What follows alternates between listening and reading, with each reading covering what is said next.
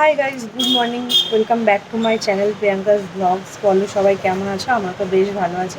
সকাল থেকে ব্লগটা স্টার্ট করলাম। স্নান করে সব কিছু হয়ে গেছে। মেয়েও আজ অনেক তাড়াতাড়ি উঠে পড়েছে। তো ওর পাপা আজ একটু কাজে বেরিয়েছে, একটা কাজ আছে, তো সেই কাজে বেরিয়েছে। এখন চলো ব্লগটা স্টার্ট করি। আমি তোমাদের দেখতে সবার খুব ভালো লাগবে। মেয়ে খালি বাইরে বেরোবে বলে জেদ করছে, বাইরে মানে ব্যালকনি দিয়ে, এই দরজা খুলে ব্যালকনিতে যাবে বলে জিদ করছে। তাও আমার কোলে না, আমাগুলো ওই জন্য যেতে দিয়ে নিয়ে যেতে হয়, কারণ পড়ে যাওয়ার চান্স থাকে ওই জন্য। তো আজকে বৃহস্পতিবার, আজকে নিরামিষ। চলো কী হয় না হয় সবটাই তোমাদের সাথে শেয়ার করছি, সাথে থাকো, দেখতে থাকো।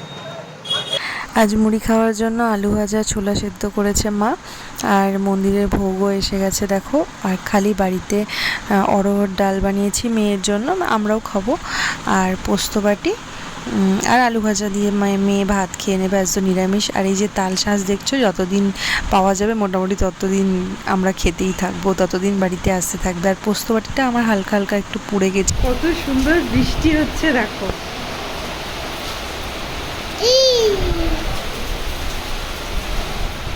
কি ভালো লাগছে। যা গরম পড়েছিল, মনে হচ্ছে না বৃষ্টির মধ্যে ভিজি। খুব জোরে বৃষ্টিটা হচ্ছে।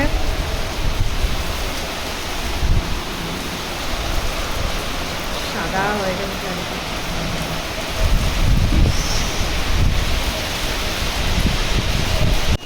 জামা কাপড় তুলতে এসেছিলাম, সব জামা কাপড় দেখো ভিজে গেছে। এই দেখো পুরো ঘরে জলে ভর্তি হয়ে গেছে। এরা ভাই বোন মিলে আমাদের এত বড় সারপ্রাইজ দেবে আমরা সত্যিই ভাবতে পারিনি। তোমাদের বললাম না যে ও একটা কাজে গেছে, ওর উলুবেড়িয়া যাওয়ার কথা ছিল। তো তারপরে যে ও দমদম ওকে আনতে গেছে এয়ারপোর্টে, আমরা কিছুই জানতাম না। তারপর যখন এসেছে তখন ভূত দেখার মতো দেখছি, যে মানে সারপ্রাইজ হয়ে গেছি আমরা, যে এই কোথার থেকে চলে এলো, কী ব্যাপার, আমরা তো কিছুই জানি না। তারপর সব কিছু বললো, দুজনে মিলে কথা হয়েছে। তারপর ও দাদাকে বলেছে, দাদা এরকম টিকিট কেটেছি, আনতে আসবি। ও আনতে গেছে রীতিমতো, আমরা কিছুই বুঝতে পারিনি। তারপর যখন এসেছে তখন আমরা পুরো অবাক হয়ে গেছি, মানে সত্যি খুব খুশি হয়ে গেছি। ওর বার্থডে আছে সামনে 30শে মে।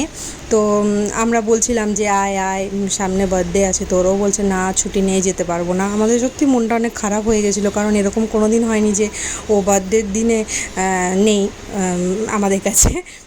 ওদের ভাই বোন দুজনে একসাথে বার্থডে, এবার ওরা দুজনে একসাথেই কেক কাটে। এবার ওই জন্য এবারে খুব মন খারাপ হয়ে গেছিলো। ওর দাদাও বলছিল আমি এবারে একা কেক কাটবো। তো তারপরে সত্যি এসেছে, আমরা সত্যি খুশি খুশি হয়ে গেছি। আর মেয়ে তো ওর কোলে যাওয়ার পর থেকে আর কারো কোলেই আসছে না, ভিডিওতে দেখতেই পাচ্ছ। আর কারো কোলেই যেতে চাইছে না। আমি যদি বলছি যে এটা আমার মনি আমার মনি, ও আমাকে মারছে, এরকম একটা ব্যাপার আর কি। তো আমরাও সারপ্রাইজ হয়ে গেছি, তোমরাও সারপ্রাইজ হয়ে গেছো নিশ্চয়ই। এই হচ্ছে আর কি। আয় আমার কাছে, আয় আয় আয় আয়। তা আমার মনি, ছাড় আমার মনিটা, ছাড় আমার মা। কি করলো? আচ্ছা করলো, সত্যি বেরিয়ে যাচ্ছে। মনির কাছে আছে, এখন হ্যান্ডশেক ফ্যান্ডশেক ভুলে গেছে। জয় শ্রীরাম।